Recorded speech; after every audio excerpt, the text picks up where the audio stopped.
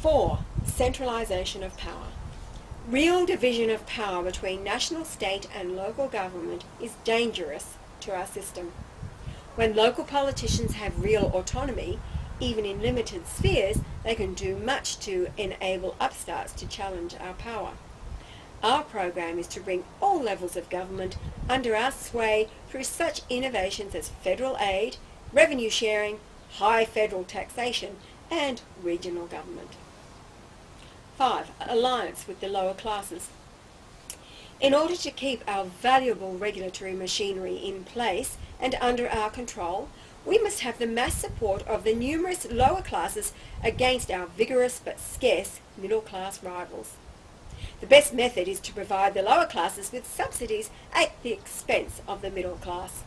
This creates a mutual hatred that prevents the middle class from appealing effectively to the lower classes for support. Social security, free healthcare, unemployment benefits and direct welfare payments, while doing nothing for us directly, create a dependent class whose support for our critical measures can easily be made part of a package deal. Please note also that the major labour unions begin with our financing and are led to this day by leaders of our choosing. No one can rise to or remain at the top of a rough and tumble union without our financial backing. In spite of their rebellious rhetoric, bought union leaders are the source of our power over the management of firms with widely held stock. Unions are the ultimate weapon for destroying otherwise invulnerable self-financing rivals. Further, downward flexibility of wages and prices, which obtains without widespread unionisation, would increase the ability of the economy to survive without our aid during the economic crises we create. Bread and circuses are as useful today as in Roman times for mobilising the mob against our staid adversaries. This is the one I've been waiting for. Next, Professor D will describe our education policies. Everybody listening? This is the education policies of the money lords. Professor D on the role of public education. Quoting, "In our dreams we have limitless resources, and the people yield themselves with perfect docility into our moulding hands. The present educational conventions fade from our minds, and unhampered by tradition, we work our goodwill upon a grateful and responsive rural folk. The task we set before ourselves is a beautiful one, to train these people as we find them to a perfectly ideal life, just as they are. So we will organise our children into a little community and teach them to do in a perfect way the things their fathers and mothers are doing in an imperfect way in the home, in the shop and on the farm." That was a quote from the objective of Rockefeller philanthropies stated by him and Gates, Bill Gates, in occasional letter number 1 of Rockefeller's General Education Board. Oh, here's another quote. "A general state education is a mere contrivance for moulding people to be exactly like one another.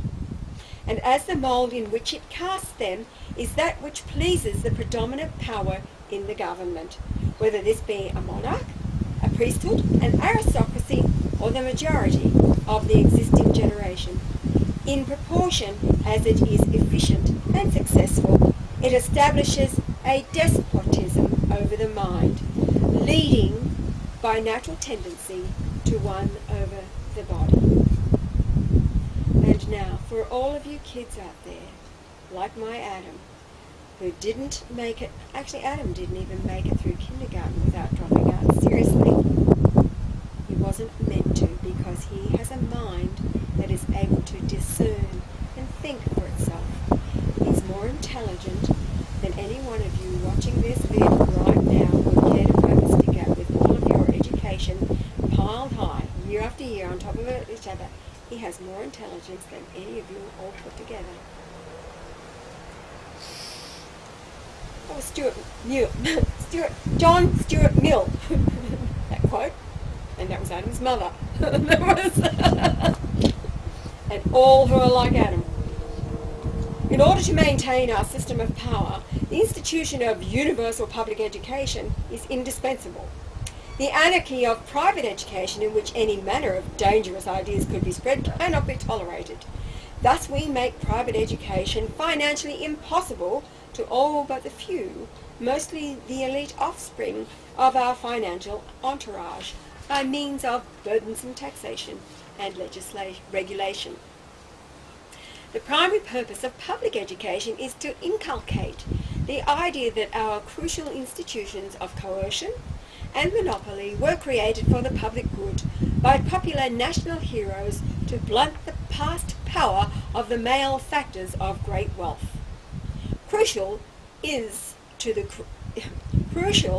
create the impression that, although the people have been exploited in the past, today the wealthy are at the mercy of an all-powerful government which is firmly in the hands of the people or do-gooding liberals.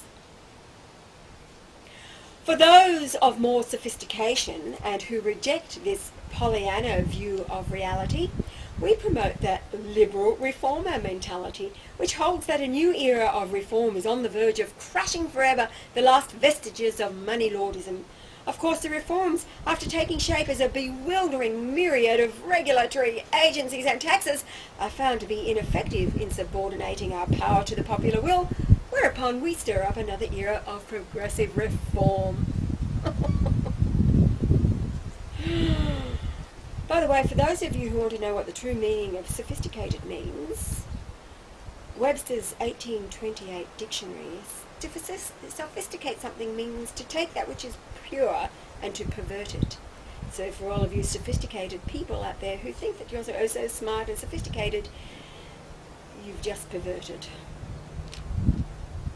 Our contrived left-right spectrum, which our compulsory education helps to make universal, is valuable in assuring that this charade does not get out of hand. The Pollyannas in the middle are neither dangerous nor useful in this endeavour. What is needed is a feeble but persistent right conservatism to moderate and emasculate the liberal reforms. Conservatives tend to resist all the advances in centralised government power that we lead the liberals to see as necessary in order to totally end the undemocratic power of money in society. Conservatism would rather promote a pluralism of competing interests in which money is the medium of competition than risk the excesses of big government. When liberal reforms show signs of exceeding our intentions and actually threaten to place our key institutions in the hands of the people, we can always count on the Conservatives to defend our power under the illusion that they are defending the legitimate rights of free enterprise capitalists.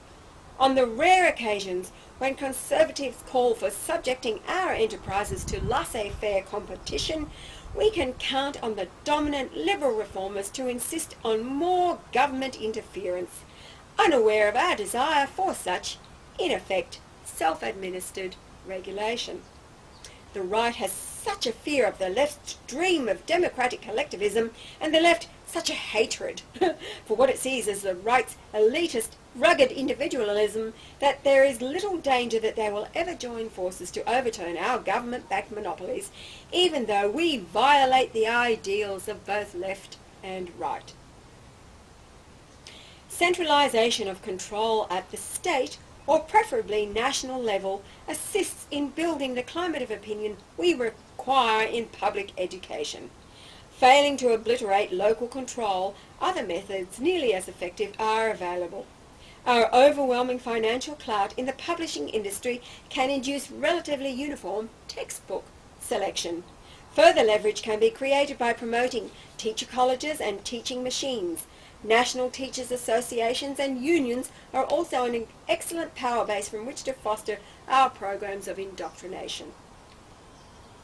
With our great influence in publishing and publicity, we are able to selectively popularise educational theorists whose views are incidentally beneficial, compatible, or at least not in conflict with our own goals.